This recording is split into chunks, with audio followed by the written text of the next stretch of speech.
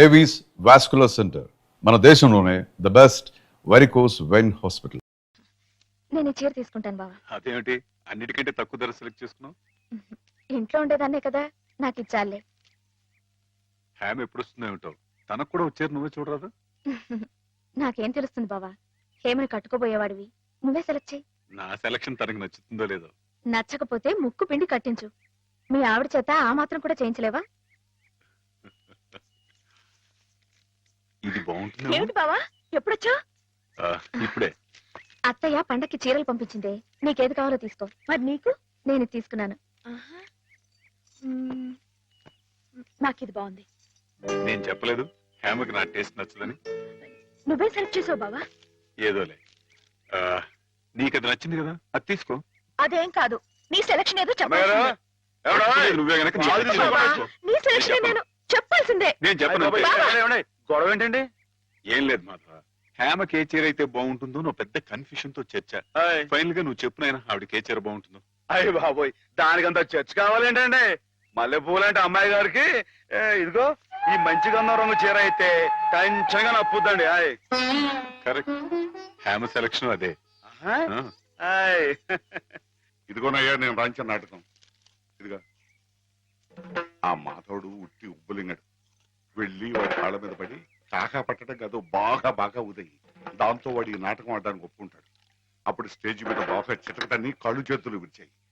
మనం ఆడుతున్న ఈ డ్రామా తెలియక చూసేవాళ్ళు ఇది నాటకమేనో సంబరపడిపోతారు. మన పని నెరవేరుతుంది.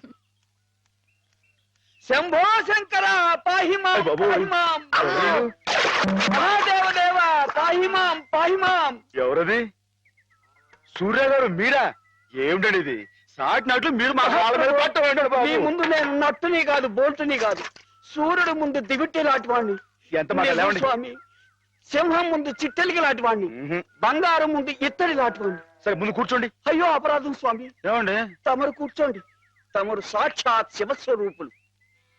ఈ జిల్లాకే శివుడు, భారతదేశానికే శివుడు, అమెరికా కూడా తమరే శివులు. ఈ గుళ్ళల్లో ఉన్న శివులంతా నకిలీలు. తమరొక్కరే అసలైన శిశులైన పరమశివులు.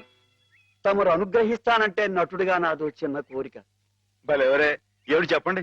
నాటకాలాడుతూ బతుకుతున్నవాణ్ణి, పిల్లకు పెళ్లి చేసే స్తోమత లేనివాణ్ణి. తమరు శివుడి వేషం వేస్తున్నారంటే చాలు, జనం తండోపతండాలుగా వస్తారు. టిక్కెట్లు బ్రహ్మాండంగా తిరుగుతాయి. డబ్బు వడగళ్ల వాళ్ళ కురుస్తుంది. ఎటు చూసినా జన సందోహం, ఎక్కడ చూసినా తమకు జేజేలు. ఆ రాబడితో కూతురు వివాహం జరిపించుకోవచ్చన్న స్వార్థంతో వచ్చాను మాధవ స్వామి. ఆడపిల్లకు పెళ్లి జరిపిస్తానంటే మా వంతు సహాయం మేము తప్పకుండా చేస్తాం సూర్యారావు గారు. ధన్యుణ్ణి స్వామి. శివుడి పాత్ర ప్రధానంగా పెట్టుకుని నేను నాటకం రాయించాను. అందులో నాదో చిన్న రాక్షసుడు పాత్ర. మొత్తం మీరే, అంతా శివమయం. రుద్రం భజే శౌర్య భద్రం భజే అని మేము స్తోత్రం చేస్తుంటే తమరు పరమశివులు తాండవం, హరుడు శశిధరుడు అని మేం కీర్తిస్తుంటే తమరు అపరశివులు నర్తనం, లాస్య నర్తనం. ఇలా పెద్ద పెద్ద సెట్టింగులతో, ఫైర్ వర్కులతో, వైర్ వర్కులతో అదిరిపోతుంది అనుకోండి.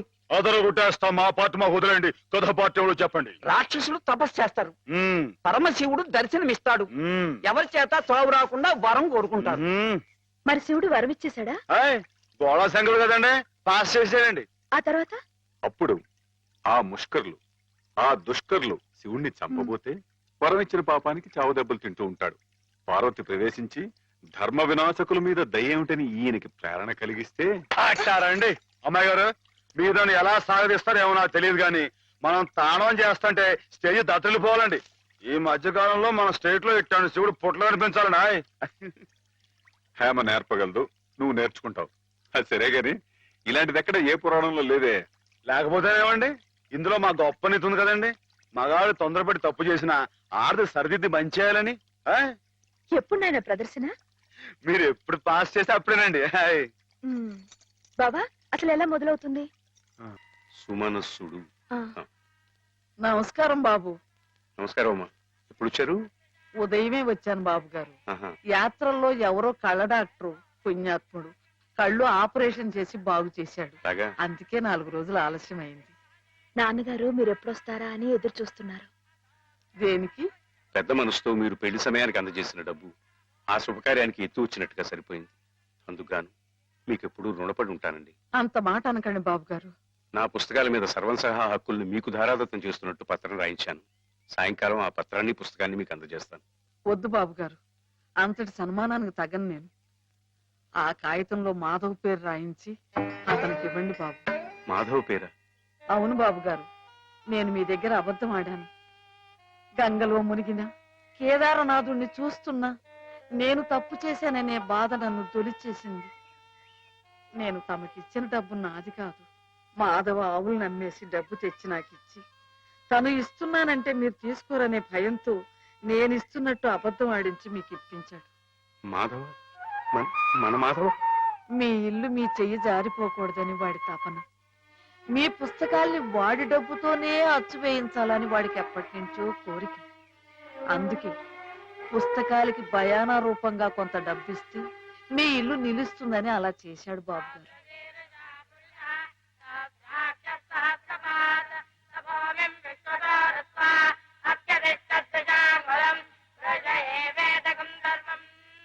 ఆవులు ఏమయ్యాయా అని అడిగితే ఆసుపత్రిలో చేర్పించానని అబద్ధం చెప్పాడు.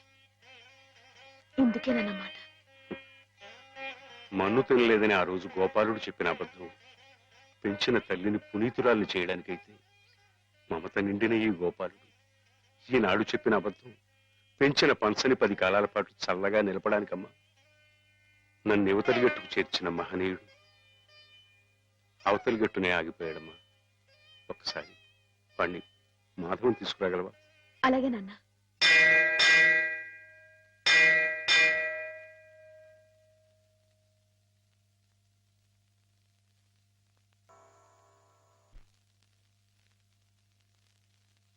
అమ్మాయి గారు ఎంతసేపు అయిందండి వచ్చి?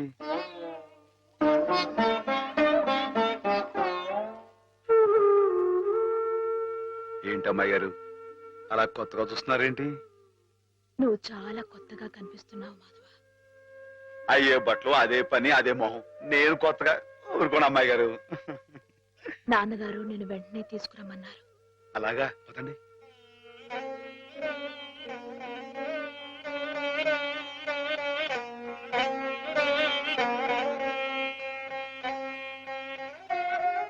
ఏమిటే ఈ అమూల్యమైన గ్రంథాలు ఏమిటి?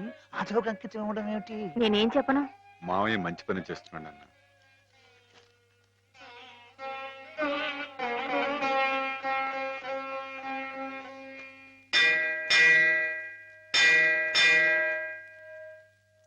నాన్న,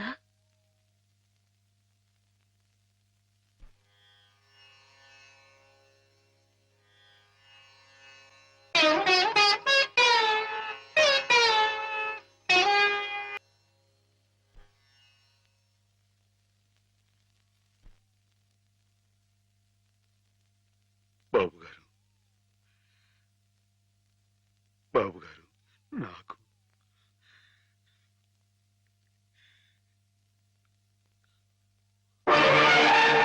బాబు గారు నాన్న, బావ, నాన్న,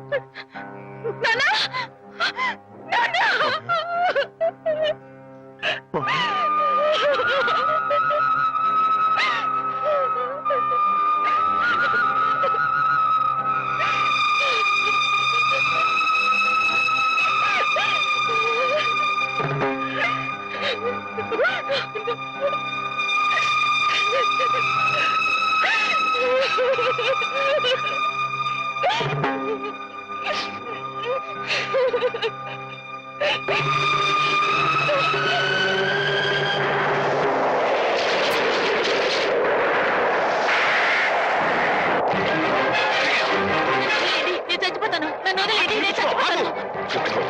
ఎందుకు చచ్చిపోవాలనుకున్నాను? నాకెవరూ లేరు బాబు గారు. నీ పేరేమిటి బాబు? మాధవయ్య. చూడు మాధవ్, దిక్కులేని వాళ్ళకి దేవుడే పెద్ద దిక్కు. మనం పుట్టింది బతకడానికయ్యా, చావడానికి కాదు. పద, మాతో పాటు మా ఇంట్లో ఉందిగా. నేను ఉత్తినే ఉండను, ఏదైనా పనిపించండి, చేస్తాను. అలాగే పనిపిస్తాను. పద.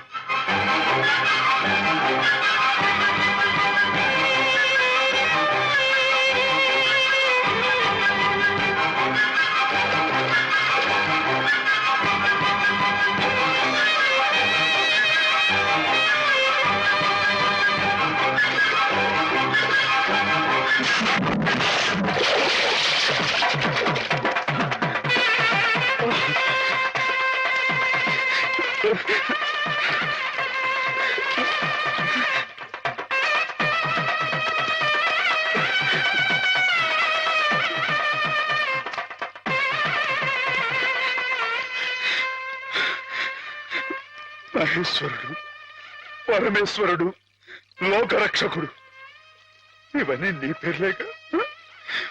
ఒక్క మంచి పని కూడా చేయలేని వాడివి నీకెందుకయ్యా ఇన్ని మంచి పేర్లు? ఎందుకని గుళ్ళు గోపురాలు? ఎందుకని పూజలు పురస్కారాలు? చెప్పు, మాట్లాడు, మాట్లాడు, మాట్లాడు. ఎందుకంటే నువ్వు తప్పు చేసావు గనక. అసలు నువ్వు అంటూ ఉంటే కదయ్యా తప్పు చేయటానికైనా ఒప్పు చేయటానికైనా. నువ్వు ఉన్నావనుకోవటం మా పిచ్చి, మా ఎర్రి, మా భ్రమ. వద్దు, నువ్వు మా మధ్య ఉండడానికి వీల్లేదు. పో, దూరంగా పో. ఈ గోదావరిలో కలిసిపో, ఈ గోదావరిలో కరిగిపో. పో, పో. ఏమిటి ఆవేశం? దేవుడి మీద రా నీ కోపం. ఈయన దేవుడులాగా అవుతాడు బాబా. నమ్ముకున్న వాళ్ళకు మంచి చేసేవాడు దేవుడు, పూజలు చేసేవాళ్ళకు కాపు కాసేవాడు దేవుడు. ఈయన మనిషిలాగే మోసాడు బాబా. లేకపోతే రోజు శివారాధన చెయ్యందే మంచినీళ్ళు కూడా ముట్టుకుని అయ్యగారిని అర్థంతరంగా తీసుకుపోతాడా? అలాగా? ఆ, అయితే మాత్రం నీకేం అధికారం ఉందని దీన్ని నీటిపాలు చేయాలనుకుంటున్నావు? ఇది నేను చేసుకున్న బొమ్మ, దీని మీద అధికారం నాకు ఎందుకు ఉండదు? నువ్వు చేసుకున్న బొమ్మ మీద నీకు అధికారం ఉన్నప్పుడు ఆ దేవుడు చేసుకున్న బొమ్మల మీద ఆయనకి అధికారం ఉండదా బాబు? బొమ్మ పాత్ర ముగిసింది, రంగస్థలం నుంచి తప్పించేశాడు. ఆప్తులేని వ్యక్తులు దూరం అయితే వెలితిగానే ఉంటుంది. మెల్లమెల్లగా ఆ బాధని మర్చిపోవాలి. ఎలా మర్చిపోమంటావు బాబా? 10 మాటల్లో 5ంటికి అర్థం చెప్పలేని వాడిని ఆయనతో పాటు సమానంగా కూర్చోబెట్టి ఆయన రాసిన పెద్ద పెద్ద పుస్తకాలన్నీ నాకు అంకితం చేశారు. నేనంత గొప్పనా బాబా? అంత పెద్దోడ్నా? నాకు ఆ తాహతుందా? నా కింద కీర్తి ఇచ్చి వారు కీర్తి శేషులు అయిపోయారు. నా మేడం మణారం వేసి ఆయన బట్టలో కలిసిపోయారు. ఊరుకో మాధవ, ఊరుకో. నీ బాబుగారి ఆత్మ శాంతించాలంటే త్వరలో ఆ పుస్తకాలన్నీ అచ్చు వేయించి ప్రజలకు అందించు. ఆయన పేరు శాశ్వతంగా నిలుస్తుంది.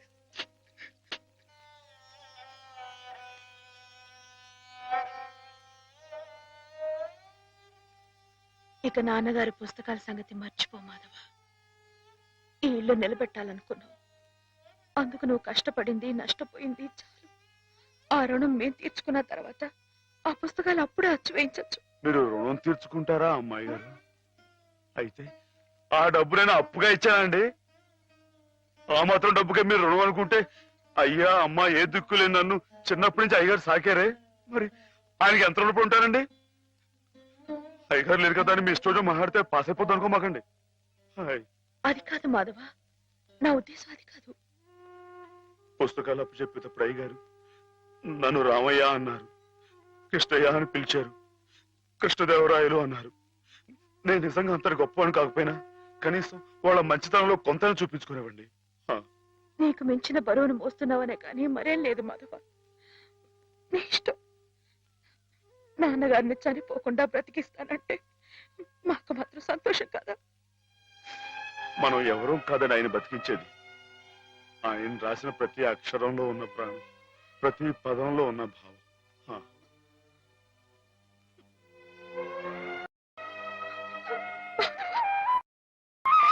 అమ్మాయి గారు, అమ్మాయి గారు, ఊరుకోండి అమ్మాయి గారు, ఊరుకోండి.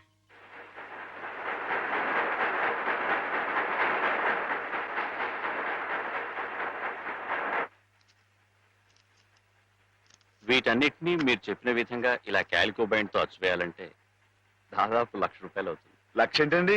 కొంచెం ఎక్కువైనా గానీ ఘనంగా అందంగా అచ్చవ్వాలండి. మరైతే బజానా అండి. ఇదిగోండి ఈ డబ్బు ఉంచండి, లెక్కెట్టుకోండి.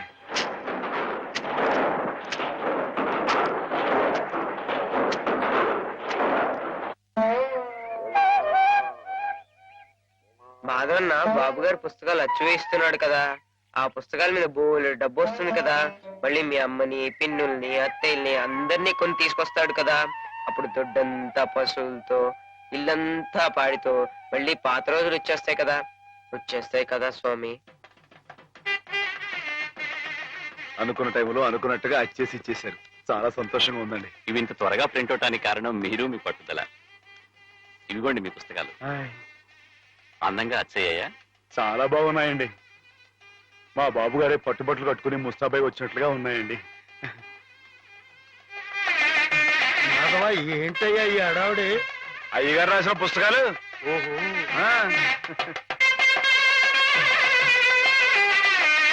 ఆగండి ఆగండి. ఇదేంటి పిచ్చి ఆసుపత్రి బండి ఉందండి ఇక్కడ?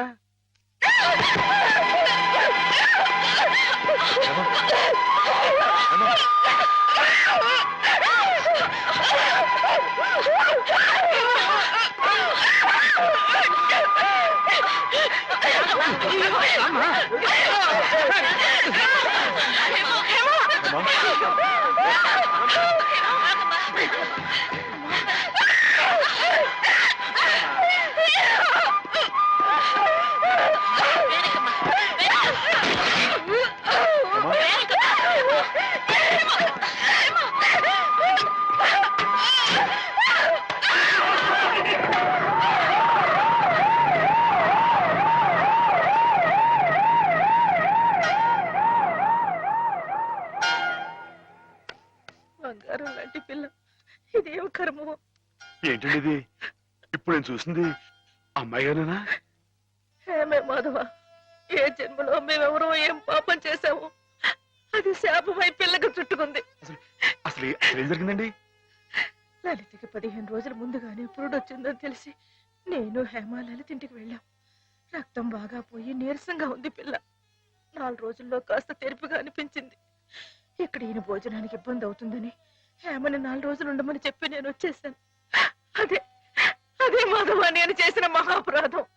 అవునమ్మగారు, మీరు ఆ 4 రోజులు అక్కడ ఉండుంటే ఇలా జరగకపోను. హేమమ్మగారు కనిపెట్టలేదు కానీ ఆ దుర్మార్గుడి కళ్ళల్లో ఉన్న పాపపు చూపు నేను ముందే పసిగట్టాను.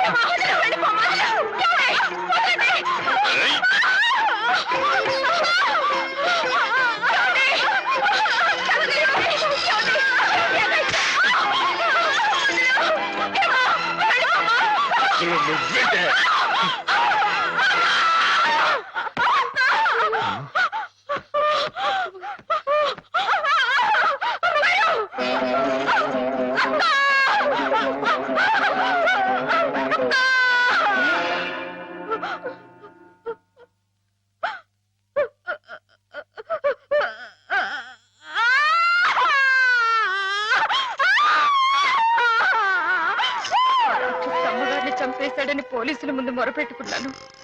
వాడు విసిరేసిన డబ్బులు పోలీసుల చెవుల్ని మూసేసింది. నా గోడు ఎవ్వరూ పట్టించుకోలేదు. డబ్బులు విరిజింది. వాడు అమ్మాయి గారు కాలు జారి పడి చచ్చిపోయారని చెప్పి నమ్మించి తన మీదకి ఏ కేసు రాకుండా చేసుకున్నాడు. ఆ రోజు నుంచి చిన్నమ్మాయి గారు ఇదిగో మీరు చూస్తున్నారే ఇలా అయిపోయారు. ఏ మగాడి దగ్గరికి వచ్చినా మీద పడడం, కొట్టడం, రక్కడం. అమ్మ తల్లిలా ఉండే చిన్నమ్మాయి గారు ఇలా అయిపోవడానికి కారకుడైన ఆ దౌర్భాగ్యుడు పురుగులు పడి చస్తాడు. Ladies and gentlemen, god's couple game ప్రారంభం చేస్తున్నాం. లైట్స్ ఆఫ్ అవుతాయి. లేడీస్ అందరూ ఇటుపక్క, జెంట్స్ అందరూ అటుపక్క. Ladies this side please, gents that side. Lights off. పడి చస్తాడు. ఎవరు నువ్వు? ఏ మర్చిపోయావా? గుర్తుప్పిస్తాను ఉండరా.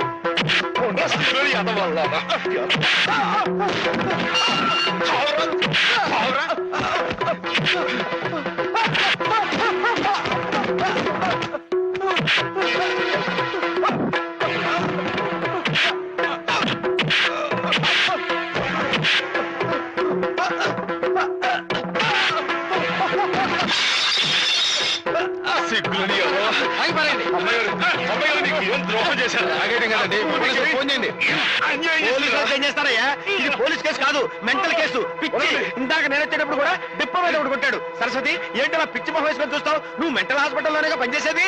ఇది పిచ్చి అంటావా కాదంటావా? పిచ్చే. ఇందాక నేను అటు వెళ్తుంటే నన్ను కూడా జుట్టు పట్టుకుని లాగాడు. అదిగో అదిగో ఆ పిచ్చి చూపు చూసారా? చూసారా? ఆ కళ్ళు తిప్పడం చూసారా? అమ్మో ఏం చేస్తాడేమో. జాగ్రత్త నాయనా. అయ్యో అయ్యో అయ్య బాబోయ్, అయ్య బాబోయ్, అయ్య బాబోయ్, అయ్యో ఇంకోటి చూస్తున్నాడు. అమ్మో అమ్మో అయ్యో తప్పండి తప్పండి అయ్య బాబోయ్.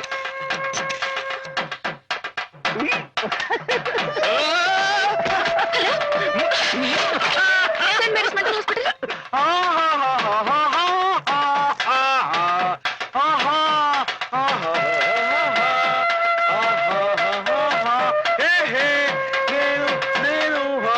ఎగురుతున్నా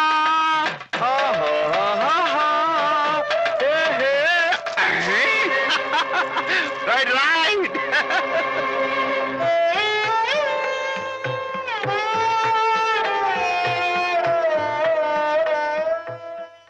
And for more videos, Please subscribe to iDream. Please subscribe to iDream. Please subscribe iDream. And please subscribe to iDream. For more videos, subscribe to iDream. please like, share, and subscribe to the channel. Congratulations, iDream. Subscribe to iDream. Subscribe to iDream. So subscribe to iDream Media. iDream కి iDream team అందరికి huge congratulations. Please subscribe iDream Media. Please subscribe to iDream. Subscribe iDream. Please subscribe to iDream. iDream అంటే నా కళల ఛానల్ను subscribe చేసుకున్న నోరు తిరుగుతలేదు. మీరైతే గంట గుర్తు కొట్టండి. For more such videos, please subscribe to iDream. Subscribe to iDream. Please subscribe to iDream. Please subscribe iDream Media. Please do subscribe to iDream. Please subscribe to iDream Media. For best entertainment and information, please subscribe iDream. And don't forget to subscribe to iDream.